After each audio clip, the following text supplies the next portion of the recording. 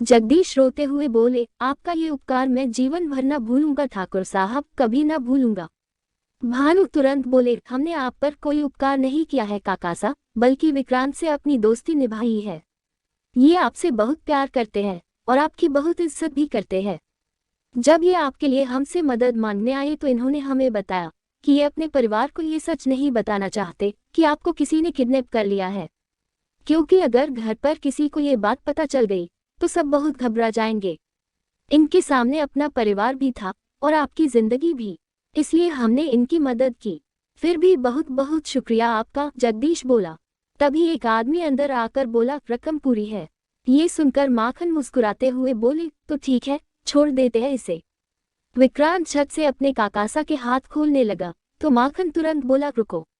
माना कि तुम रुक के ले आए हो, इसलिए हमें इन्हें छोड़ना पड़ेगा, पर यह हमारा अड्डा है और इसके बारे में हम किसी को पता नहीं चलने दे सकते।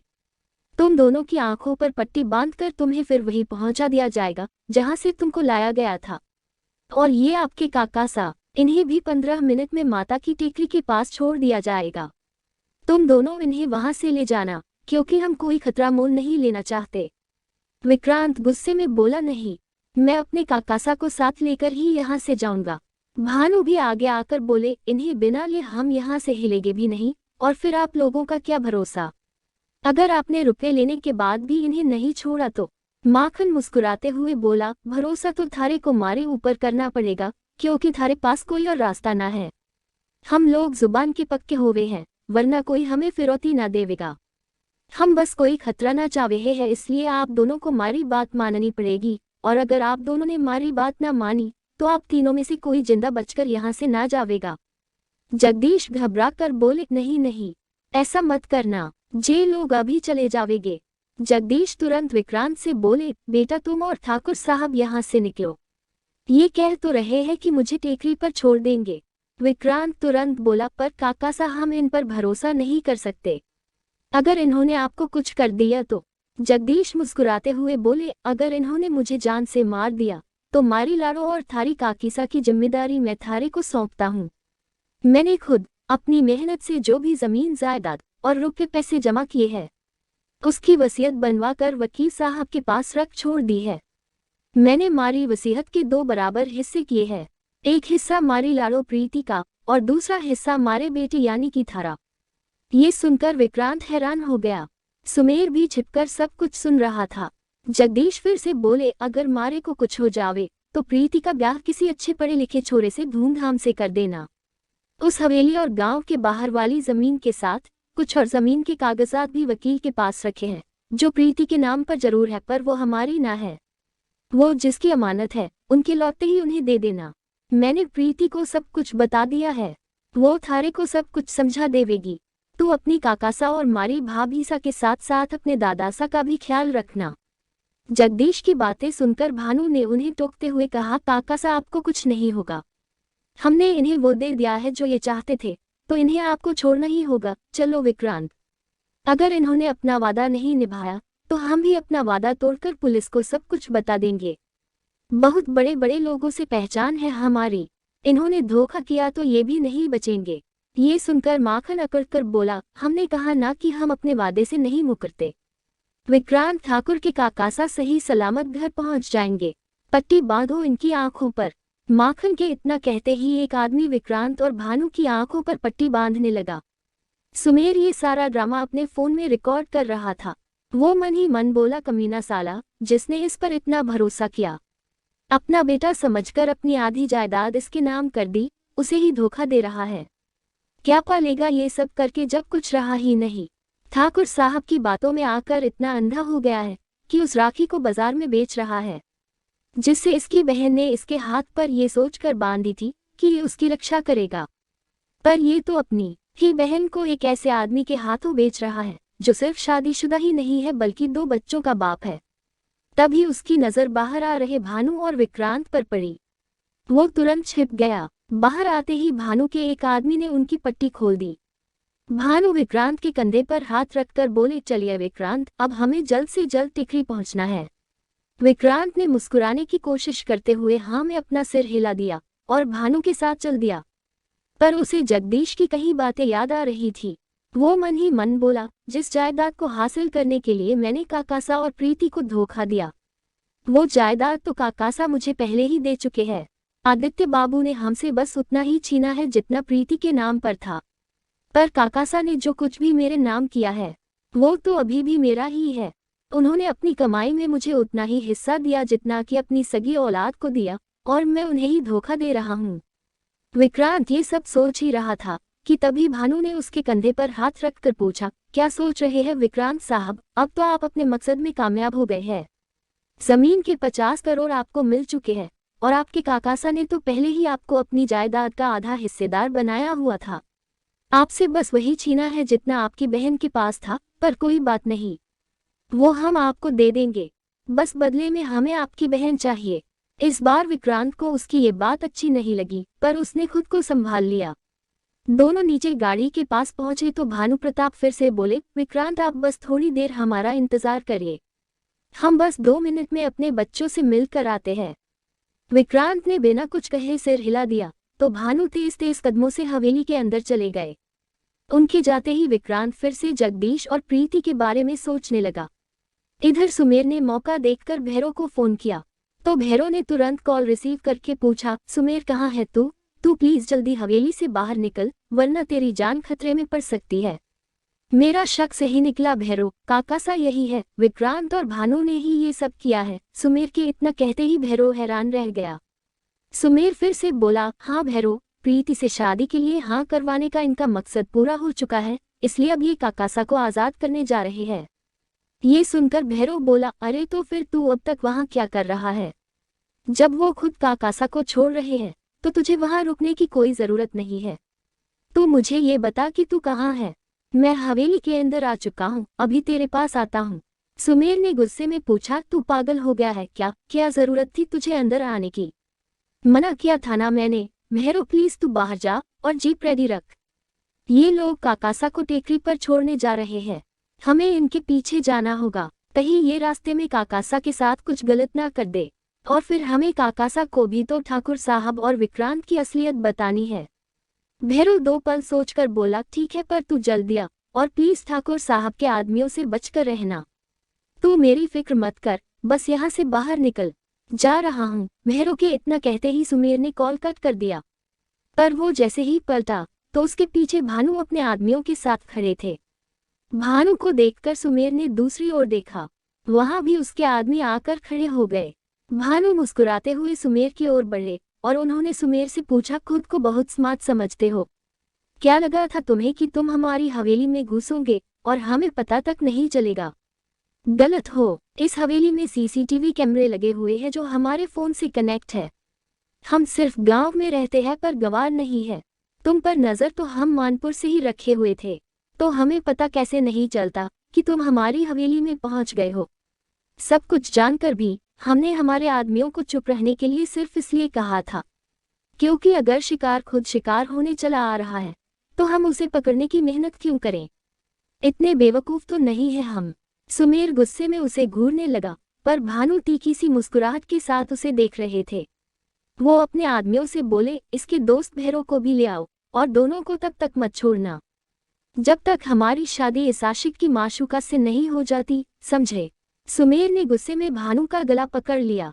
भानु और उसके सारे आदमी मिलकर सुमेर की पकड़ से उसका गला छुड़ाने की कोशिश करने लगे। बहुत मुश्किल से सबने उसका गला छुड़ाया।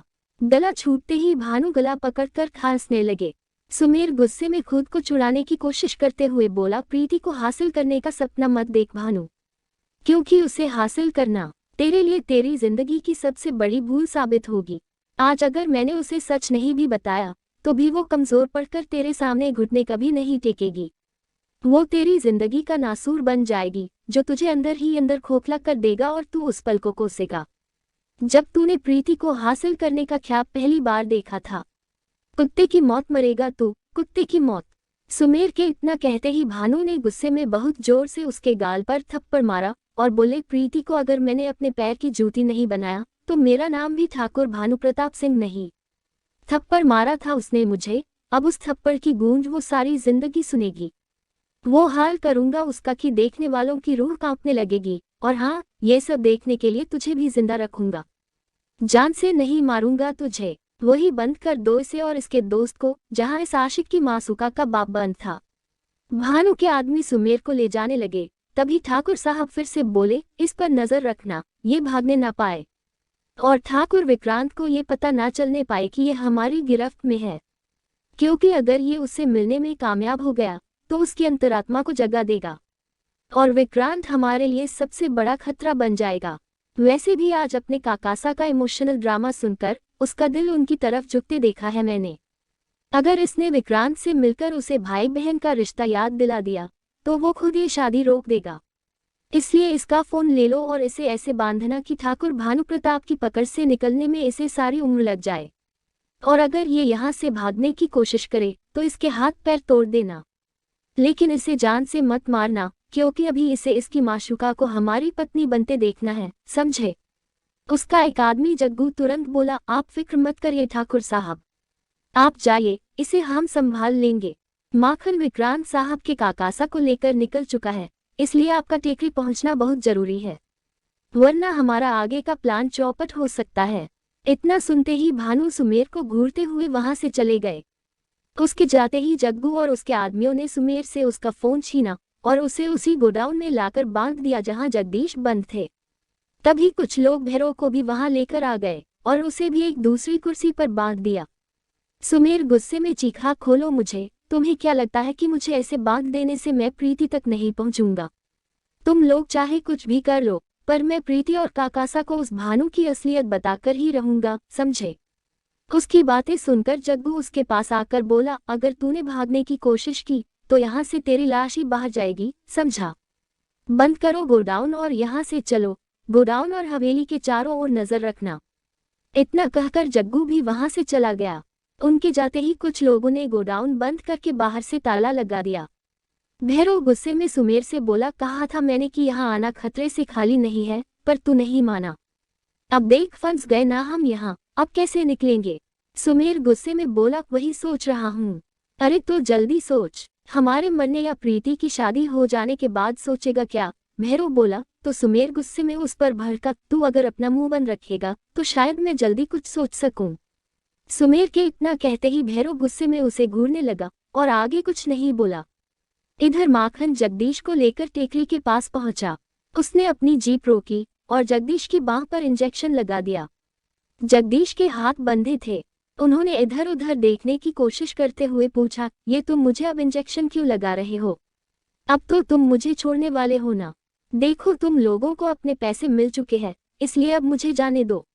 मेरी बेटी मेरा इंतजार कर रही है और मेरी पत्नी भी मेरा फोन बंद आने से परेशान होगी।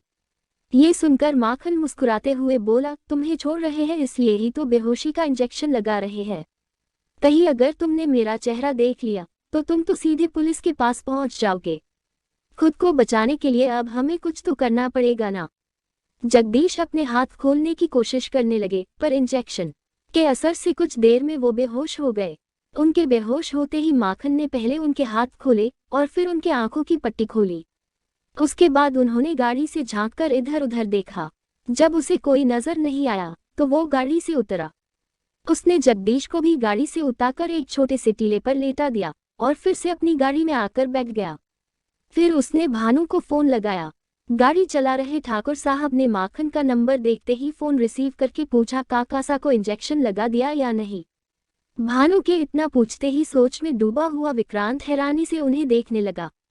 दूसरी ओर से माखन ने भानु को जवाब दिया, जी लगा दिया ठाकुर साहब, और उन्हें वही छोड़ दिया है जहां आपने कहा था। ये सुनकर भानु तीखी सी मुस्कुराहट के साथ बोला, ठीक है, हम अभी आ रहे हैं। जब तक हम आ नहीं जाते वही उनके आसपास ही रहना।